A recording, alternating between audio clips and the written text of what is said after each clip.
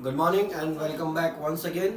This is now we are going to take the topic from 10th standard English. Previously, we have covered correct forms of verb that contains your 4 marks. 4 marks का जो topic है वो हमने previous lecture में finish कर लिया था. एक प्रैक्टिस शीट मैंने आपको भेज दी थी उसको प्रैक्टिस करने के लिए. बोर्ड एक्सरसाइज जो है that I am going to send you on Monday. So आप मंडे को देखेंगे तो आपके पास में बोर्ड एग्जाम की जो एक्सरसाइज है वो भी आपको मिल जाएंगी. इसके अलावा अभी जो हम एक नया टॉपिक ग्रामर का स्टार्ट करेंगे that is about passive voice और we can say passive construction. Passive construction एक नेक्स्ट टॉपिक हम स्टार्ट करेंगे ग्रामर का. एंड जो इसका जो मार्किंग स्कीम है in grammar it contains your 2 marks. 2 marks का ये टॉपिक रहता है आपके एग्जाम में. तो क्वेश्चन किस तरह से आता है इसका, जैसे कि सेंटेंस ट्रांसफॉर्मेशन आ जाता है एग्जाम में, जहाँ पे आपको एक सेंटेंस मिलता है जिसको आपको कन्वर्ट करके पैसिव वॉइस में कन्वर्ट करना होता है. या फिर there are very less chances of gap filling. आपको सेंटेंस पूरा मिल जाएगा और जहाँ पे आपके पास में गैप फिलिंग के लिए सेंटेंसेस आ सकते हैं. सो इस तरह से आपका ये टॉपिक रहेगा. जो मार्किंग है वो 2 मार्क्स का ये टॉपिक है आपका आपके एग्जाम पॉइंट ऑफ व्यू से. So guys, we'll start with the passive voice. और सबसे पहले before starting the topic, मैं आपको पहले एक चीज़ क्लियर करता हूँ कि what do we mean by voice in grammar. जब हम ग्रामर पढ़ते हैं तो ग्रामर में हमारे पास में आती है वॉइस. अगर वॉइस को हम नॉर्मल लैंग्वेज में समझते हैं तो हम साउंड के लिए बोलते हैं कि साउंड इज कमिंग, तो उसको हम वॉइस समझते हैं. लेकिन अगर हम इंग्लिश की बात करते हैं तो what do we actually mean by voice. Voice का मतलब ये होता है कि whenever we are writing a sentence, whenever we are saying a sentence like Ram killed a snake, ठीक है, तो हम जब भी एक सेंटेंस लिख रहे हैं तो उस सेंटेंस में जो वर्ब है वो वर्ब का जो इफेक्ट है वो इफेक्ट किस पे जा रहा है, या जो वर्ब है वो किसे इम्पोर्टेंट बताने की कोशिश कर रही है उस सेंटेंस में, that basically is told by voice. वो जो एक बेस है या जो डिफाइनिंग है वो डिफाइनिंग किससे होता है, वॉइस से होता है. जैसे कि यहाँ पे राम किल्ड अ स्नेक. अब जो हमारी वर्ब है वो राम को इम्पोर्टेंट बता रही है. इसका मतलब यहाँ पे जो इम्पोर्टेंट है वो कौन है, सब्जेक्ट. अब अगर मैं इसी सेंटेंस को वापस से चेंज करता हूँ, अ snake was killed by Ram. ये सेंटेंस ये बेसिकली पैसिव वॉइस में लिखा हुआ है मैंने. तो यहाँ पे जो हमारे पास वर्ब आई वो आई वॉज किल्ड. अब इस वॉज किल्ड का जो इफेक्ट है वो किस पे जा रहा है, स्नेक पे जा रहा है. Work is done by Ram, और राम कौन है यहाँ पे, सब्जेक्ट है. लेकिन वो सब्जेक्ट किसका काम कर रहा है, एक मीडियम का काम कर रहा है. मीडियम किसके लिए, वर्ब को कंप्लीट करने के लिए. उस वर्ब का जो इफेक्ट है वो जा रहा है किस पे, आई स्नेक पे, जो कि हमारा ऑब्जेक्ट है. सो जब हम वॉइसेस पढ़ते हैं तो वॉइसेस पढ़ते हुए 2 चीज़ें हमें समझ में आती हैं कि when verb effects the subject and when verb effects the object. तो हमारी जो वर्ब है जब वो सब्जेक्ट को इफेक्ट करेगी, व्हेन इफेक्ट द सब्जेक्ट, और subject is important, we can say subject is important. जहाँ पे हमारे पास में क्या रहेगा, सब्जेक्ट इंपॉर्टेंट रहेगा. और व्हेन इफेक्ट, जो आपका इफेक्ट है, when effect the object, in that case your object is important. उस कंडीशन में क्या रहेगा, हमारा जो ऑब्जेक्ट है सेंटेंस है वो क्या रहेगा, इंपॉर्टेंट रहेगा. तो वॉइसेस के बारे में 2 बात समझ में आती हैं, जब सब्जेक्ट इंपॉर्टेंट रहेगा और जब ऑब्जेक्ट इंपॉर्टेंट रहेगा. In normal cases in English what we study और what we learn is when object is important. सीधे सेंटेंसेस हम लिखते हैं या समझते हैं जहाँ पे हमारे पास में क्या होता है, सब्जेक्ट की इंपॉर्टेंस होती है.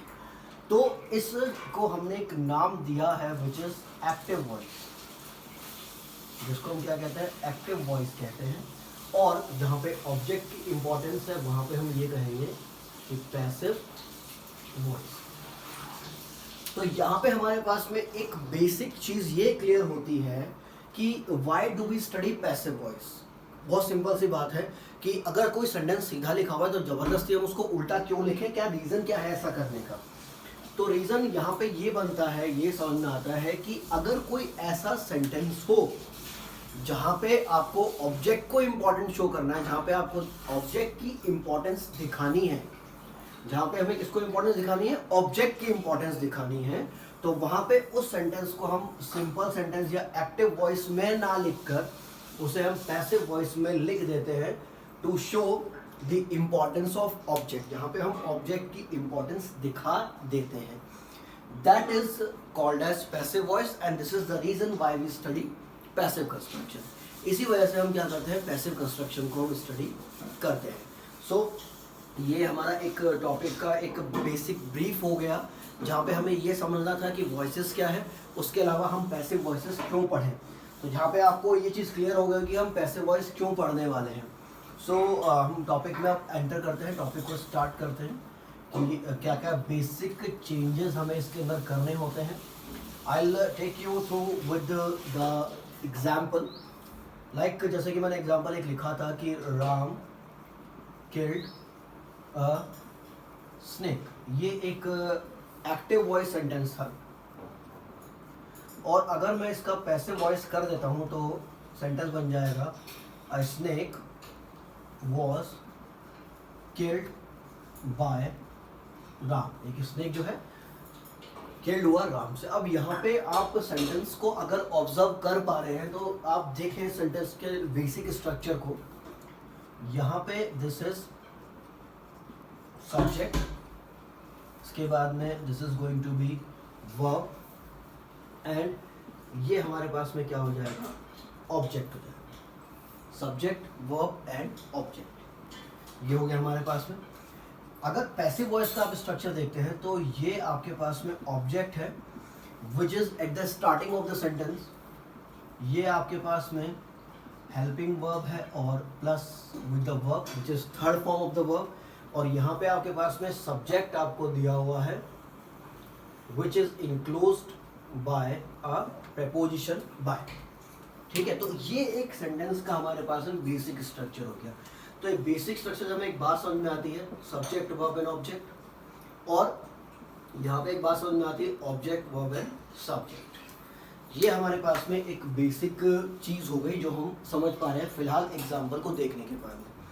तो active voice says it start with subject, ends up with the object, and it start with object ends up with the subject and subject is shown as medium। by से connect कर रहे हैं, by is a preposition जो कि medium को show करता है। तो यहाँ पे हमें कुछ चीज़ें देखनी पड़ रही हैं। ये है कि जो सब्जेक्ट था वो इस प्लेस पे आ गया, ऑब्जेक्ट था वो स्टार्टिंग में चला गया, और वर्ब में भी हमने कुछ चेंजेस किए हैं। As you can see verb second form था, और यहाँ पे आप देख रहे हैं कि एक तो हमने बी टाइप वर्ब यूज किया पास्ट का विच इज वॉज और वर, और यहाँ पे कौन सी फॉर्म आ गई वर्ब की, थर्ड फॉर्म। तो वर्ब में भी हमने कुछ चेंजेस किए हैं। सबसे इंपॉर्टेंट बात जो यहाँ पे ये है कि चलो ठीक है, सब्जेक्ट तो आइडेंटिफाइबल है एक सेंटेंस के अंदर, how do we find object in the sentence. इस सेंटेंस में हम जो है ऑब्जेक्ट किस तरीके से फाइंड आउट करते हैं। सबसे इंपॉर्टेंट चीज़ यहाँ पे ये है जो कि हमने यहाँ पे फ्लोचार बनाया, उसके अंदर ये था कि ऑब्जेक्ट सब्जेक्ट के प्लेस पे गया, सब्जेक्ट ऑब्जेक्ट के प्लेस पे आ गया। तो सबसे इंपॉर्टेंट बात यह है कि to identify the object, sentence में हम ये आइडेंटिफाई करें कि हमारे पास में ऑब्जेक्ट क्या है। तो यहाँ पे हम ऑब्जेक्ट के बारे में कुछ स्टडी करते हैं।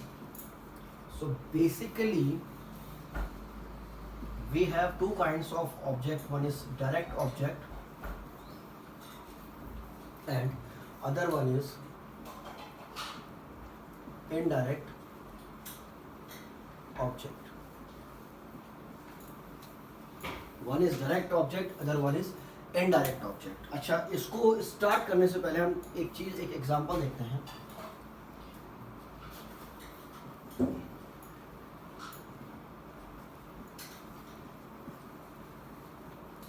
Ram is writing a letter.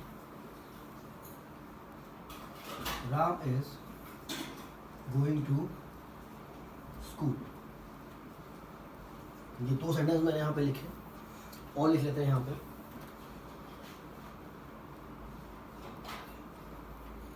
She gave me a copy,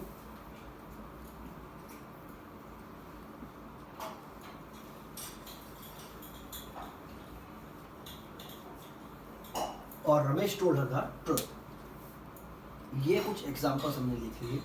यहाँ पे डायरेक्ट ऑब्जेक्ट और इनडायरेक्ट ऑब्जेक्ट के बारे में मैं बात करने वाला हूँ। तो हमारे पास दो तरीके के ऑब्जेक्ट होते हैं, एक होता है डायरेक्ट ऑब्जेक्ट और एक होता है इनडायरेक्ट ऑब्जेक्ट। डायरेक्ट ऑब्जेक्ट क्या होता है? एक बहुत सिंपल सा काम, व्हाट प्लस वर्ब। सेंटेंस में आपके पास में व्हाटएवर वर्ब इज गिवन, जो भी आपके पास में वर्ब दी हुई है उस वर्ब के साथ में क्वेश्चन ऐड कर दो व्हाट। जैसे यहाँ पे है राइटिंग, मैंने बोला व्हाट राइटिंग। जब आप बोलेंगे what writing you will get answer a letter. जैसे एक और एग्जांपल लेते हैं, Ram is eating an apple. So what I say what eating, मैंने कहा कि व्हाट ईटिंग, तो आपके दिमाग में एक मेमोराइज होगा कि सर ने बोला है कि व्हाट ईटिंग। जैसे मैं व्हाट ईटिंग बोलूंगा अपने आप एक नेचुरली आंसर आएगा an apple. So an apple और a letter is going to be your object. और ये जो ऑब्जेक्ट रहेंगे ये कौन से ऑब्जेक्ट है? Direct object. यहाँ पे एक और देखते हैं, Ram is going to school. अब क्या इस सेंटेंस के अंदर हमारे पास में ऑब्जेक्ट है वो हम देख लेते हैं एक बार। मैंने कहा कि what going, what going doesn't make any sense. What going से हमारे पास में कोई सेंस नहीं आता। अगर मैं पूछता हूँ where going, then it makes a sense, तब इससे कोई मतलब निकल के आता है। लेकिन अगर हम व्हाट गोइंग करते हैं तो उससे हमारे पास कोई मतलब निकल के नहीं आता है। सो व्हाट वी कैन से, इस सेंटेंस में हमारे पास में ऑब्जेक्ट नहीं है। There is a basic differentiation of the verb, that is transitive and intransitive. When verbs need an object to transit, that is transitive. Intransitive का मतलब है कि ऐसे verb जिनको कि object की requirement नहीं होते हैं. So basically this is intransitive verb. So next is indirect object. Indirect object के बारे में एक simple सी बात बताऊंगा आपको, जो हमारे pronoun object है. All the pronoun object are indirect object. Pronoun object किस तरह से? Me, us, you, him, her, it, them. जितने भी मैंने चीज़ें लिखी हुई, जितने भी मैंने ऑब्जेक्ट लिखे हुए हैं, सारे के सारे प्रोनाउन ऑब्जेक्ट हैं and they are indirect object. तो दो सेंटेंस आप यहाँ पे देख पा रहे हैं, this is indirect object and this is again indirect object. तो इनडायरेक्ट ऑब्जेक्ट के लिए आप ये ऑब्जेक्ट आइडेंटिफाई कर लीजिए, इनको याद कर लीजिए. So you will be able to find out the indirect object in the sentence. Direct object के लिए हमारे पास में रूल है what plus verb. What plus verb आप यहाँ भी applicable कर सकते हैं. What gave a copy, इसका मतलब यहाँ पे direct object भी है और indirect object भी है, दो object आ गए.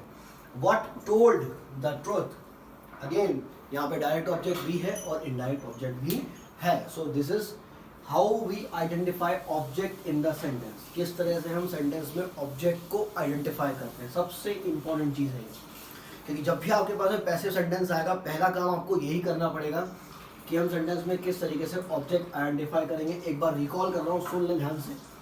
दो तरह के ऑब्जेक्ट हैं, direct object and indirect object. Direct object का मतलब what plus verb.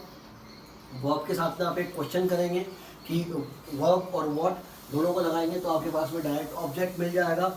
Indirect object के लिए प्रोनाउन ऑब्जेक्ट आपको लर्न कर रहे हैं, ये सामने लिखे हैं, me, us, you, him, her, it and them.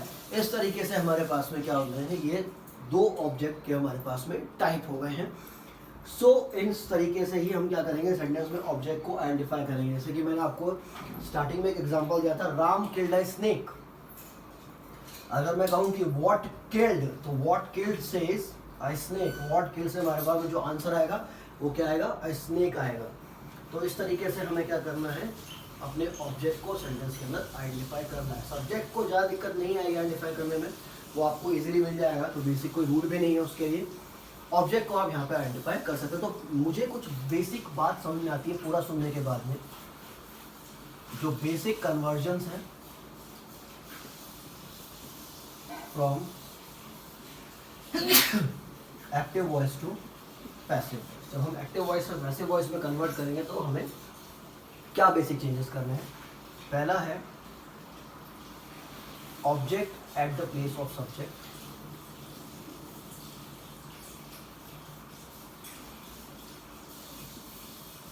Object जो है वो किसकी प्लेस पे आएगा, सब्जेक्ट की प्लेस पे आएगा। इसका मतलब सब्जेक्ट के सेंटेंस के स्टार्टिंग में आएगा। Number second, subject at the place of object. Subject जो है वो ऑब्जेक्ट के प्लेस पे जाएगा। और थर्ड है जो हमने देखा था अभी, चेंजेस इन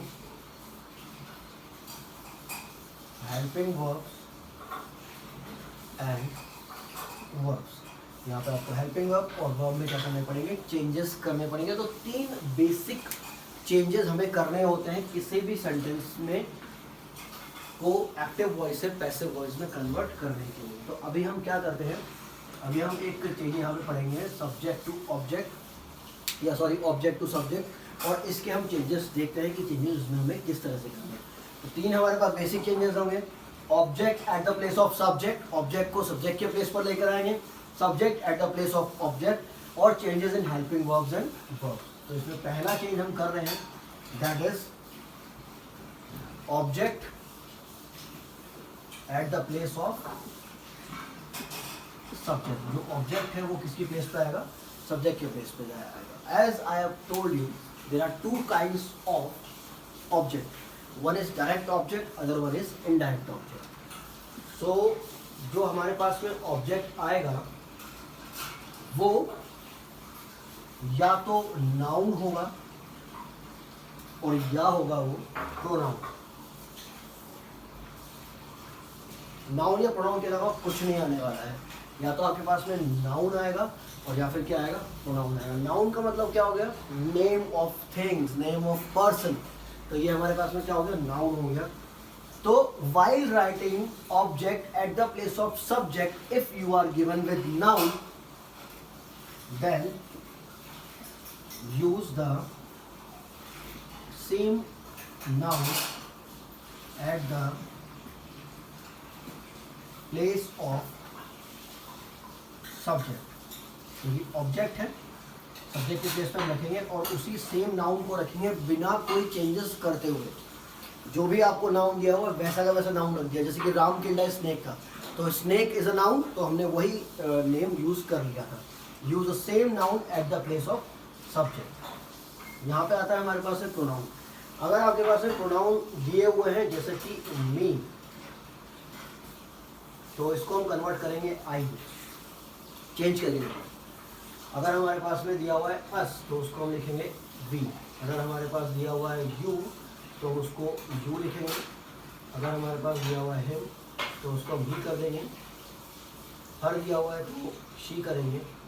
इट अगर दिया हुआ है तो इट ही रहेगा। और अगर देम दिया हुआ है तो हम उसको कर देंगे दे। ये आपको ऑब्जेक्ट के प्लेस में मिलेंगे। कन्वर्ट करके आपको क्या करना है, इसको सब्जेक्ट करना है। तो अगर नाउन है, use the same noun eight the place of subject, sentence के स्टार्टिंग में बिना कोई चेंजेस करते हुए।